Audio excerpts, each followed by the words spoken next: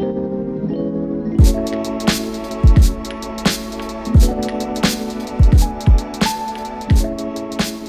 would be cool to have like a WWE style walkout for the podcast, but everything's already set someday. up, so I guess Someday. a little difficult. All right, let's get rolling. Welcome everyone to Spooled, the podcast from the Northern Angler Fly Shop. I'm your host today, Matt Hartman, joined by the boss man, Brian Pitzer. Howdy, everyone. And today I'm excited about this one. This is we're getting educational here. Well, this is a little bit more of a serious topic, which I'm pretty excited more to of a explore. dive in. So we're going to skip along. We're not doing any listener questions this week.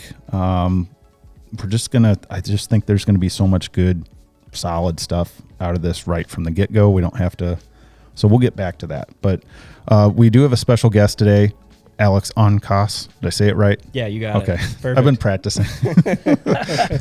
And we brought Alex in because he knows a whole lot more about the current grayling initiatives throughout the state of Michigan than either Brian or I combined. So Right. Alex is an inland fisheries biologist with the Little River Band of Ottawa Indians, and he's out of Manistee. So little road trip over to sunny Traverse City today. Yeah, it was a nice day to travel over to Traverse City. Sounds and perfect. I'm always willing to talk about fish. So grayling have become a big part of my life in the last year and a half, and it's great to get together with like-minded folks and talk about fish. I mean, as fishermen, what else do you want to do besides chat about fish all day? Absolutely. It's true. And we've had a lot of questions. A lot of people are asking us at the shop, hey, what's going on with the Grayling program? So This is, I think, just as helpful for Brian and I Absolutely. as our listeners. absolutely. Because we're curious. And I think part of it is we get little blips of information as we go, but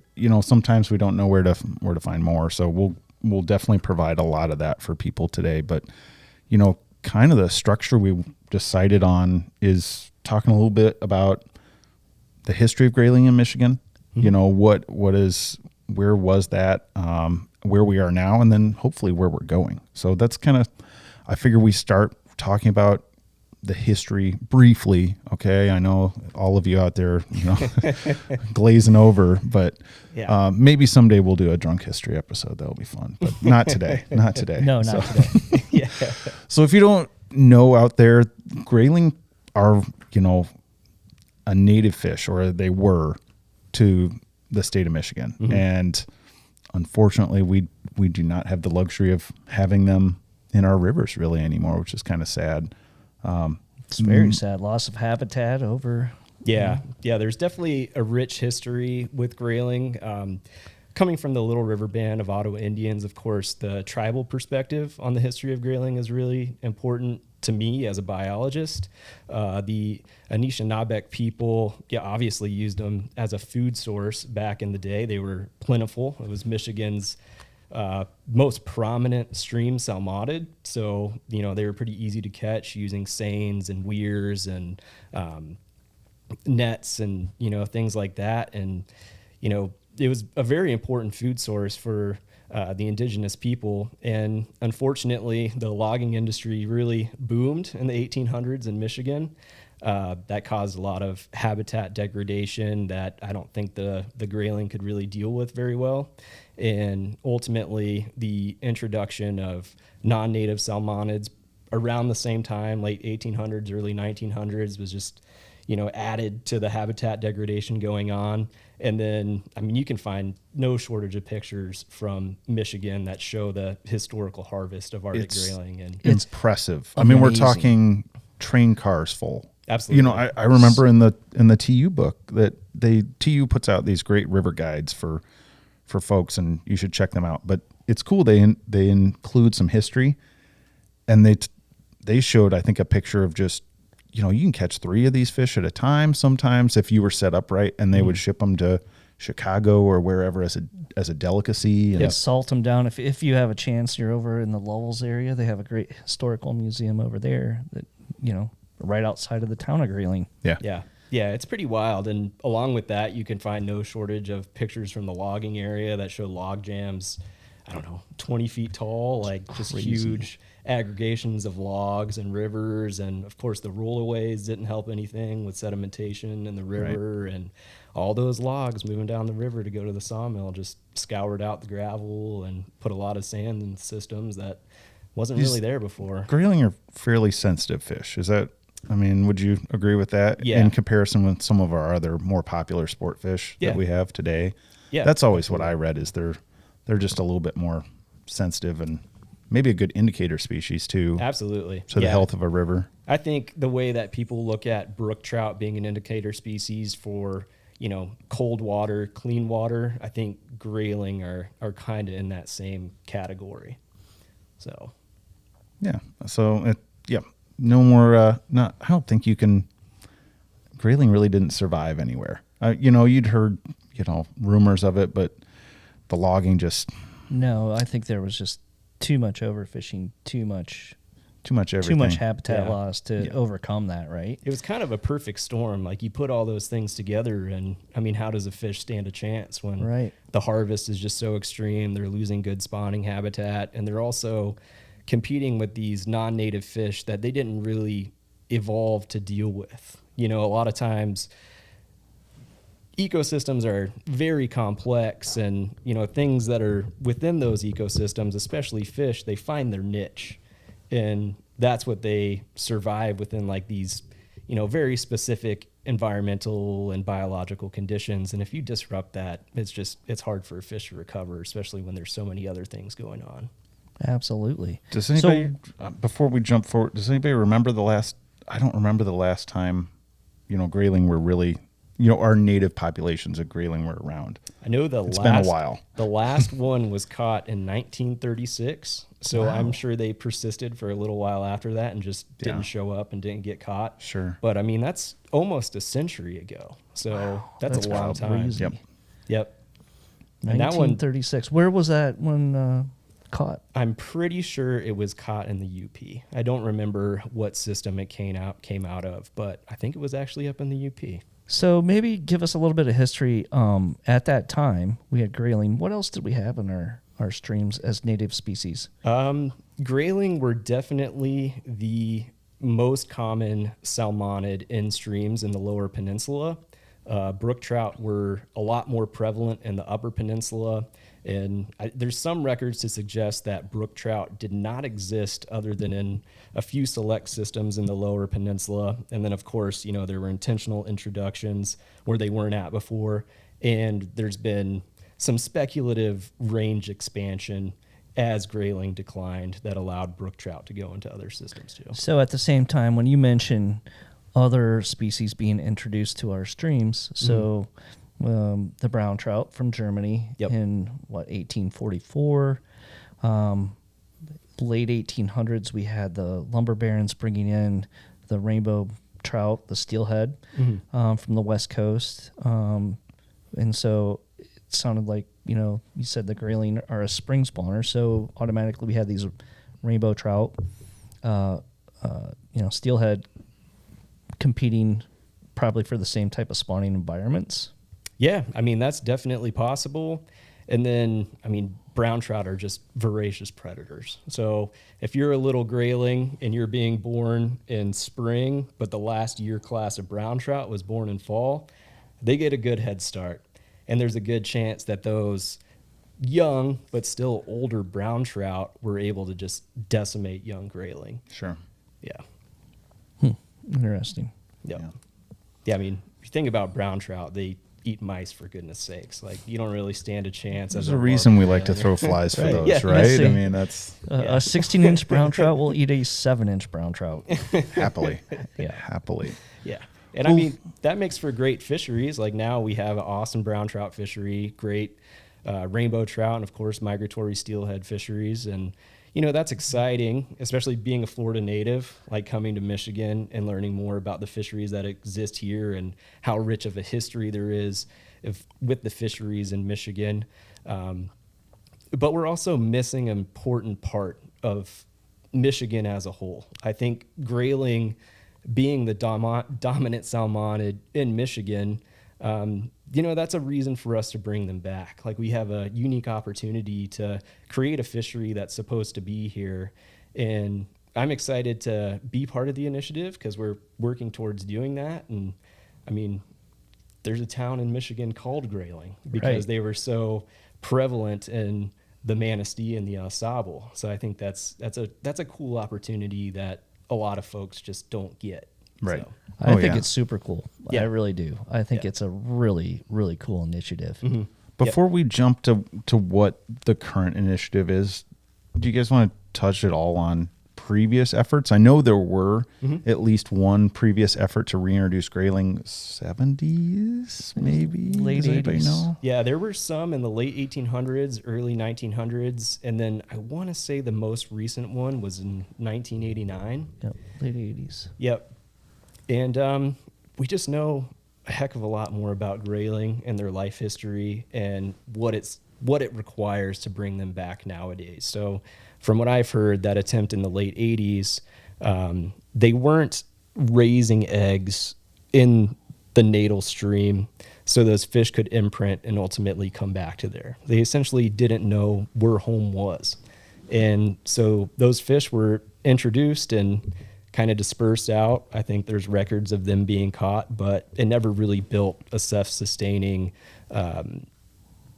population that persists today. Sure.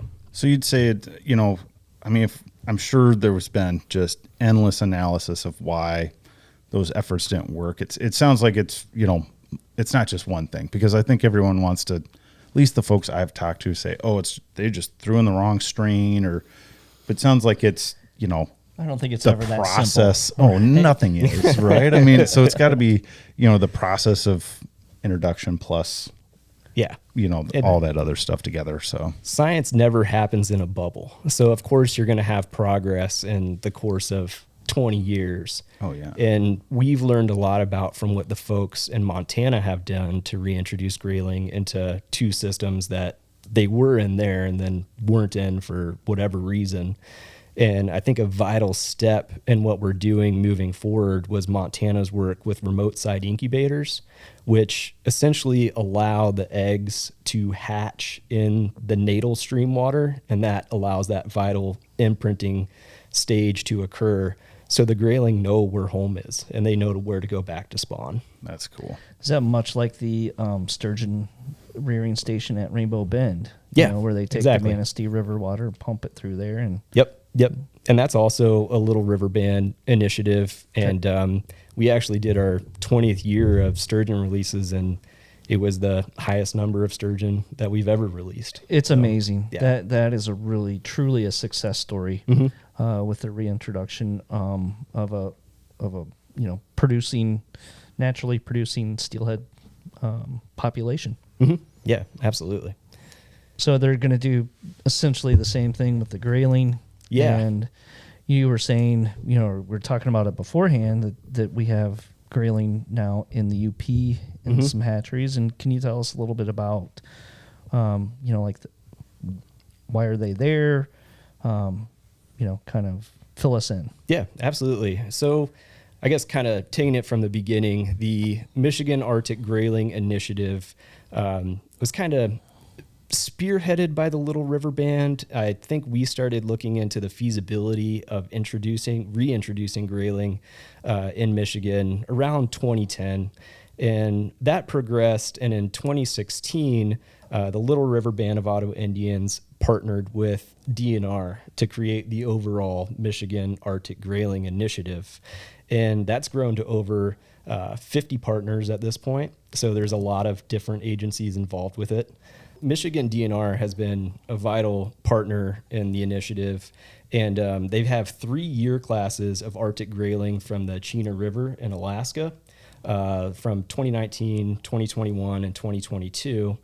And they initially brought them over from Alaska on a just regular old flight. Oh, regular flight. Yeah. And those fish, when they were brought over as eggs, were raised in Odin and then ultimately transferred to Marquette. So Marquette has all the Grayling broodstock right now. That's cool. Do they have any Montana strain in with them at all, or it's all Alaska? It's all Alaska strain fish. Yep. Interesting. I mean, and we talked about a little bit about that earlier about different strains, and Did they decide on the Alaska strain for any particular reason, or just? I've heard it discussed. I can't really remember the details of. I mean, why. this is not all the stuff on your desk. We know, like, Yeah. there's a lot. Like you said, you guys are working with how many different organizations now? So there's 50 partners now. Yeah. In So the this is not Michigan. your, you're not in charge of all of that, which is probably good, right? Yeah. I wouldn't want all that. I wouldn't want that responsibility. No, that's a big lot chunk. to take on. Yeah. I'm just curious, it's why'd we end up there? I'm sure there's a lot more than throwing a dart at that. I mean, there's definitely there's been a lot of, build up before this got started. I can tell, Absolutely. This attempt for the reintroduction is definitely based on research and what didn't work from the last attempts. So there's a lot of knowledge that's been built over the last 20 years that we're tapping into to make it happen and be a success this go around. What's the rollout plan? I mean, let's talk about the initiative right now. What's where we are at, and what's, most of us are kind of impatient. I'm sure I'm just curious what the not to jump to where we're going, but I'm just curious timeline wise, what anglers out there can expect over the next, whatever the timeline is. Yeah. So it's definitely a long game. The fish that were brought over from Alaska ultimately have to reach maturity before we can do anything with them. The earliest I've heard of getting eggs from the DNR might be spring of 2025. But that's a lot sooner than I thought, actually. It is. Okay. And that's exciting. And that's why I definitely wanted to get together and talk with you guys, because it is potentially right around the corner.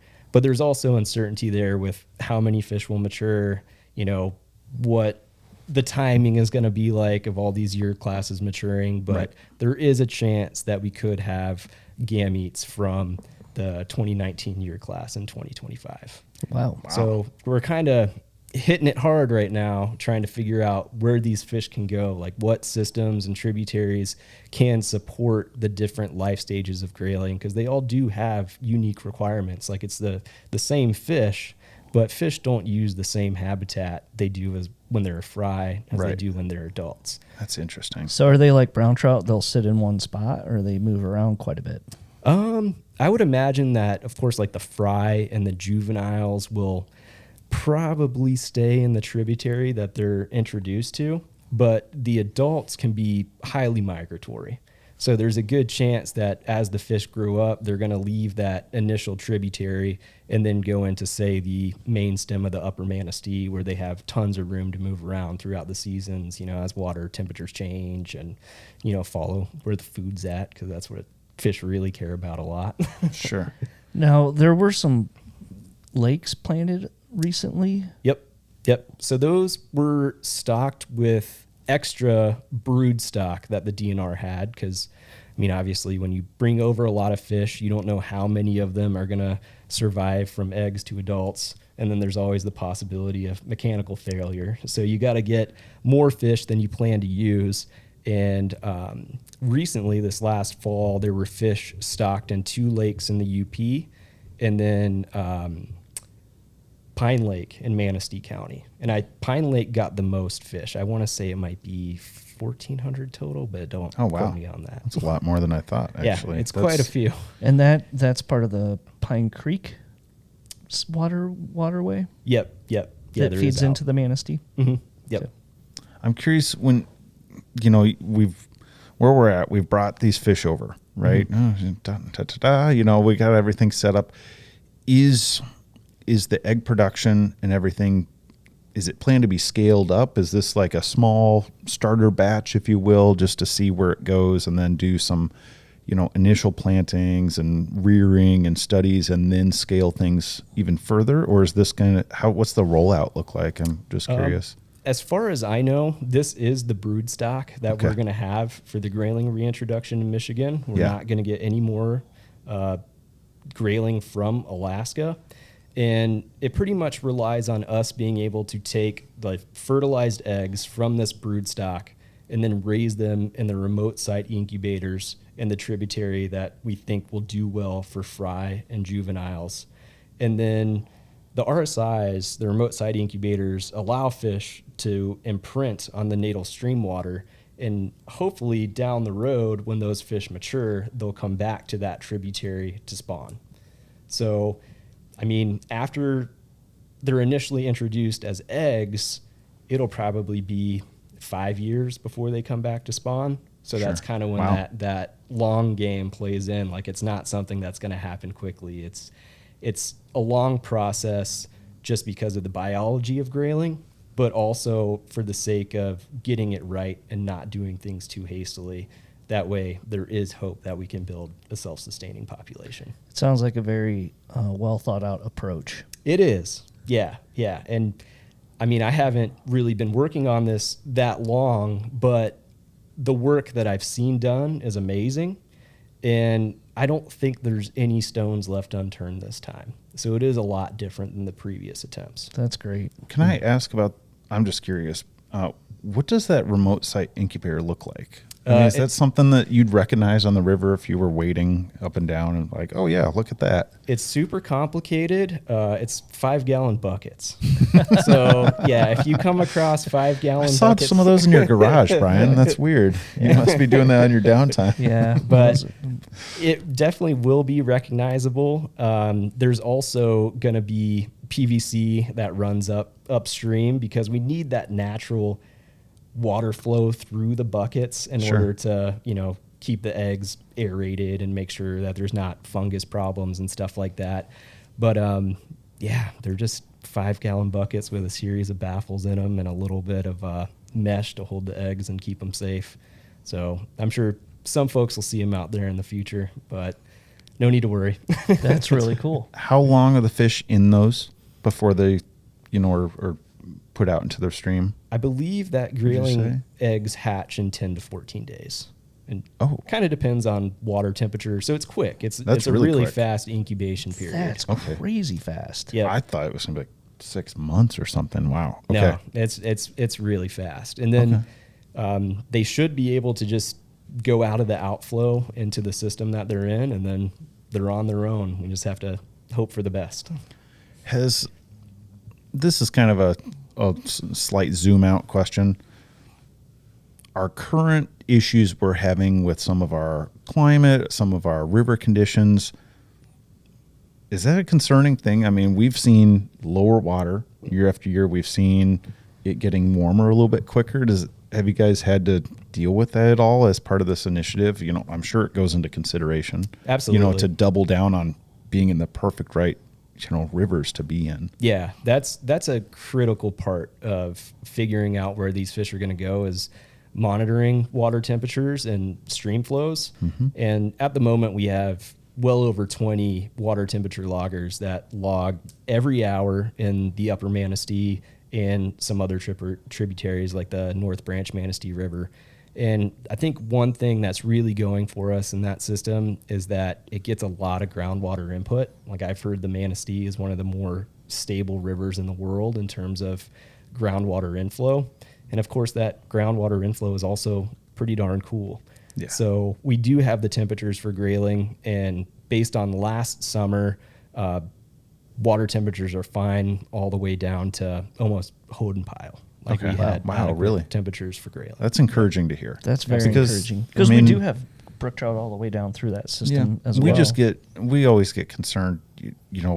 We see temperatures the past few years have been spiking a little bit earlier, and it happens to coincide when there's the most amount of pressure too, at least from anglers. And that's what gets us really concerned about our fisheries. And, we're not a state that always imposes special regs for Food out temperatures rules and things right. like that. So we, as a shop, as guides, we try and be as vocal as possible about people checking on those things. Well, we have to be and- ethical, you know. Yeah. We have to Yes. protect our resources. Yeah. Right? Yeah, and that'll Because- be important moving forward because I anticipate the grayling being a catch and release fishery early on. I mean, maybe one day down the road, if the population is self-sustaining and productive enough, there may be a chance for harvest. But that's something that will get assessed in the future. Sure. So early on, I think that catch and release fishery for grayling will be important, and handling those fish well will be I vital. think it'd be so cool. We do get a lot of questions at the shop. I know you mentioned the, Upper Manistee rivershed. Is there anything on? Are you like gambling with all of the fish going in there? Or are you going to look at other places throughout the state? Most of the Little River Band's focus has been on the Upper Manistee, especially because that was traditionally a very important grayling fishery, and it's within our reservation. I know that other partners like the Grand Traverse Band of Ottawa and Chippewa Indians, Yes. I think. Yeah, they've been exploring different watersheds, so there is a chance that they can go elsewhere in That would the be Lower really Peninsula. cool. That would be really cool. I know there's a lot of interested anglers who have spent a lot of time on their waters that, that would love to see stuff like this. People want to see this succeed. Yeah.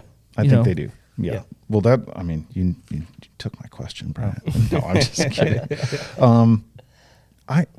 I do have a question about the current initiative. How's it funded? I mean, I think that's a great question. I'm just curious. I'm sure there's grants and all sorts of stuff, and I'm sure the tribe is a big part of that. Yeah, most of our funding does come from grants. That's pretty critical for how we do our work. And then there's been awesome influx of funds from the partners within the Arctic Grayling initiative. So Ironfish just had their recent bottle release, and some of those funds are going to be donated to the initiative. And, there's things like that really help out too. Yeah, grassroots efforts are big. That's cool. I think that it's worthwhile to mention that when we're looking to nominate streams for the initial reintroduction, we're not trying to get rid of brown trout anywhere. Like, we want to keep what's already here and keep those fisheries intact, and then just work to find places where the fish community is suitable for the grayling as well. So we know that grayling and brook trout did coexist in Michigan in the late 1800s, early 1900s. And there's been research to indicate that young brook trout don't really have a strong competitive interaction with grayling. So it seems like brook trout and grayling can get along pretty well. And that's a big part of what we're doing moving forward, is trying to find systems where the habitat is right and there just aren't too many brown trout. Because I think, there's concern that to make this work, there'd be some chemical reclamation of different streams and stuff, and that's just not going to happen. Oh, sure. No one wants to lose what the best of what we have. Right. Yeah. I mean, my guess is this would just add to the diversity of a stream and maybe even make some fisheries stronger in some ways beyond just grayling, right? I mean, I'm certainly not I'm not a scientist, Brian, not like a friend of ours, Timmy, but He's a geologist. he's a geologist. Shout out to Timmy. If you're ever been in the shop, you've probably met Timmy. Met Timmy. Yeah, I think that's a good point, because grayling are such a big part of Michigan's identity, and it's something that's been lost. In the early 1900s, late 1800s, there were trains that would come to central Michigan for the sake of catching grayling. Yeah. And we're getting to a position where not only can you catch steelhead, brown trout, rainbow trout, brook trout, all that fun stuff, we can add another species in there. And I don't think anybody's going to say, I don't want to go to Michigan because I don't want to catch a grayling. No. I think it's going to draw a lot more people here because there's additional appeal for another species. Yeah, I think many times we lose sight of the amount of incredible fishery resources that we have here in Michigan. Yep. Whether it's smallmouth bass, bluegill, everything. I mean, the diverse fishery that we have is amazing. And I think if we can add to that, so much the better. Absolutely. Yeah, I tell people all the time, we may not have the best of any one of those, but not many places you can go and just spend a week and catch something different every single day, and in amazing places that you wouldn't go. I mean, look at Grand Traverse Bay, look at the Upper Manistee or the Boardman or some of these really unique places. You draw, an hour circle around where we call home, and it's pretty amazing. Yeah. The options are overwhelming. Options are overwhelming. It really is. Yeah. I think this would be just a really cool, I'm excited to talk all year in my boat about this. I know I'm probably going to talk to all my customers, so I'm excited to see where this goes. Yeah. I am. And that's kind of my segue into, what's the future? You said this isn't going to happen quickly. But if you had to guess, I mean, you said, we see as soon as 2025. But I mean, if we want to imagine, if we're lucky enough for this to continue, the work to continue, the funding and everything to work well, do you think we have, self-sustaining grayling populations in 10 years or so? I mean, that'd be... 10 years is definitely a possibility, because if that first year class goes in 2025 and then takes 5 years to come back and mature, we could potentially see natural reproduction by 2030, which that's cool. Really isn't that far That away. isn't that far away. That's so cool. Yeah. Yeah. Yep. That's fantastic. What else do I got for future of grayling in Michigan? I didn't put a lot there. Got anything, Brad? I don't. I mean, I'm excited at the prospect of this. I've seen the success stories, firsthand over the past roughly 25 years with the Sturgeon initiative on the Big River, and it's amazing. As a young guide, we'd see them out there with telemetry devices, and they were tracking the young sturgeon. So, how are you going to track the success of this? Besides, because you're going to have a much smaller fish to deal with. Yeah, and tracking where they go and how well they do once they're in the rivers is a vital component of all of this. There's a lot of techniques that you can use. Of course, when the fish are big enough, we can use acoustic transmitters and, more toys. Like more, technological approaches. Early on, we can do stream monitoring. You can electrofish up small fish. So using traditional like survey methods like electrofishing will allow us to at least just keep an eye on local abundance within smaller systems. And then a cool thing that I know DNR has an interest in doing, and I also have an interest in doing, is using environmental DNA. So you can actually take a water sample and run it through a complicated process that I don't really understand, but you can extract the DNA from the water and see what's there.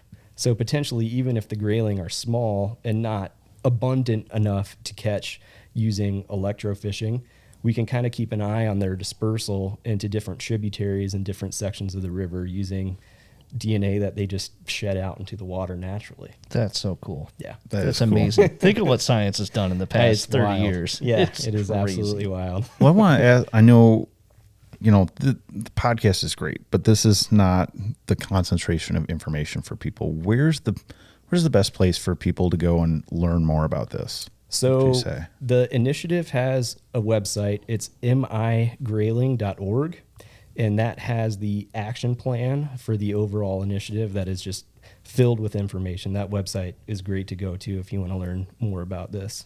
Are they on Twitter? I don't know. I'm just I don't think so. I want daily, hourly update. Just kidding. Maybe we should start a Twitter page. And, we found 20% gravel in this stream right I mean, here. if you look at how pet accounts do on Instagram, think about how grayling accounts can do. Dude, on Instagram, I'm following all these lab accounts, and oh my gosh, cute dogs. I can't. It's I can't fun, stop man. watching the dogs. I don't know. Is there next?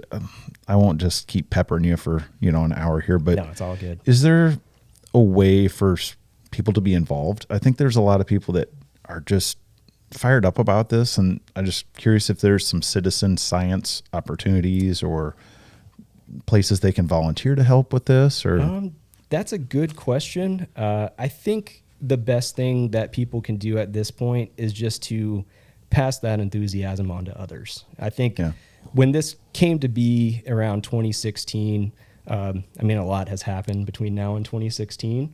So I think we had this big boom of enthusiasm and support, and that might have waned a little bit around 2020 when things were kind of slower to happen. Sure. And now the momentum is coming back, and I think keeping that momentum within the fly fishing community and different groups that might be interested in what we're doing is critical to the success of this whole initiative.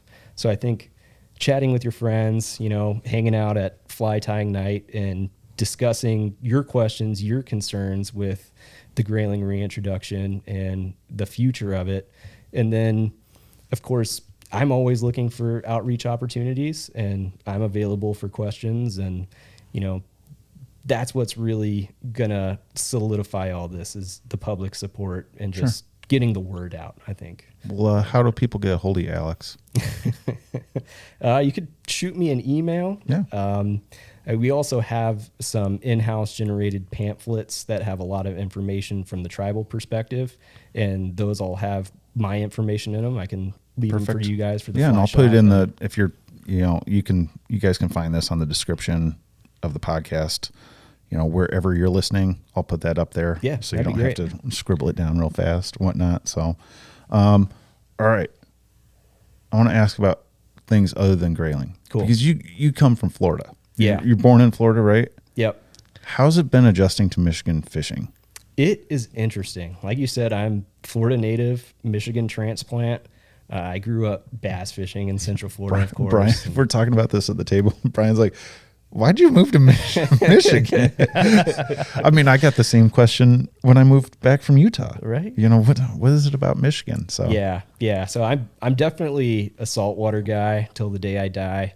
But Michigan does have a lot of variety. Like, I think there's a lot of different species you can fish for here using, an unlimited amount of techniques. Like, I talk to people at work about steelhead fishing all the time, especially this time of year, and kind of just like, I don't know what you guys are talking about, but it sounds fun. Different world. So it is a different world. Yeah. It's wild. So Yeah. And it's a huge learning curve. I feel like a kid again, because I mean, there are things that apply fairly universally in fly fishing, but moving from pretty much exclusively saltwater to almost exclusively freshwater is definitely a huge learning curve. I can only imagine. Yeah. And it's fun. It's got to be like a fish out of water. Yep. I've spent a lot of days not catching anything, but they just make the ones that I actually catch feel a lot better. That's for sure. And that's what I love about it. It's that I love going to a new fishery and making it a project. You're learning, and that's what you nailed it. You know, feel like a kid again, trying to figure it out because it's so much more rewarding. Yeah. When it does happen. Absolutely. So, and I will say that the amount of public land up here is insane. So I'm used to going down and fishing the Everglades backcountry, where I'd usually stay out for, a night or two, sometimes longer than that. And I kind of found relief that I can still do that here. Yeah, like I can go out on public land and take a backpack with me and just hammock camp and fish all day, sleep, wake up and do it all again. So it is nice. Yeah. We have incredible resources. We do. It's very nice. It is. And it takes a little while to carve them out. Like sometimes they're a little more spread out than like places I used to live out west where it's one big chunk. Like, yep, go for it. Have fun. Here you play with your maps and your apps, and you find your spots, and you can sneak away really easy. Yeah. You really can. Yep. So, and that's fun to do, planning those kind of trips and daydreaming when you can't go out and fish, but looking at Google Maps and saying, oh, that bend looks pretty cool. It's on public land. I can camp there overnight. Like, that's always nice. So what are you most excited as an angler? What are you most excited about, figuring out here? Is it trout? Is it smallmouth? Is it something else? Is it the steelhead? I think trout. Doing the grayling work, I've gotten to explore a lot of different areas that are very productive for brook trout. So I finally got to cross brook trout off my list. And man, they just live in beautiful spots. They do. Yes, they do. Beautiful fish in beautiful spots. Yeah. But I'm a new guy, so I'm still trying to break that 20-inch brown trout. I haven't been able to do that. That's a tough thing to do. It really is, especially in the daytime. Yeah. Oh yeah. Especially in the daytime. But once you start, figuring that stuff out, it just starts to click, and then you get used to not used to it, but you get catching big fish, and then I'm like, I'm not like this year. I'm excited to fish some of my lighter rods and just go catch a bunch of brook trout on the 3-weight or a 2-weight. Yeah. I want to go see creeking anyone this year. Yeah. Do the blue line. It's so much fun. Yep. Yeah. It's all about the sweat equity, the payoff of putting in the time and figuring things out. And That's so rewarding. That sounds like what we're doing with Grayling. Well, cool. On that note, I think we're going to wrap up. Cool. Huge thanks to Alex for coming out and, being on loan for the day from, the Little River Band of Ottawa Indians. And, if you guys have questions, we'll put Alex's contact info up, and you can message us and we'll try and put you in touch too. But this has been super informative. I'm probably just going to go back and listen to this like 5 times and try and absorb some more info. No, thanks a lot for your time, Alex. And Absolutely. we look forward to a follow-up on this one. Yeah, I think that'd that be would cool. be worth doing. I think I'm just excited to see even more diversity in our fisheries, and I think we talked about it. They deserve to be here. They're part of Michigan's history, and I hope they're part of Michigan's future too. Yeah, absolutely. I get excited about it because I look at it kind of as a legacy project. I mean, I'm not the only person involved in this work, but if I can make fisheries better for my children, my grandchildren's grandchildren's, you know what I mean. The future. Yeah, exactly. Like Yeah. if we can work towards making better fisheries, why not? Yeah. It's an exciting opportunity that most people don't have. Absolutely. Yeah. Well, thanks for making a everybody. difference. Yeah. Yeah, Thank you. we appreciate it. All right, thanks everybody so much for listening to Spooled. This has been a fun one. This was we'd love to hear from you. There is a comment section. Use it. You can also rate our podcast. We appreciate everybody out there listening and hope to provide more great stuff like this in the future. Absolutely.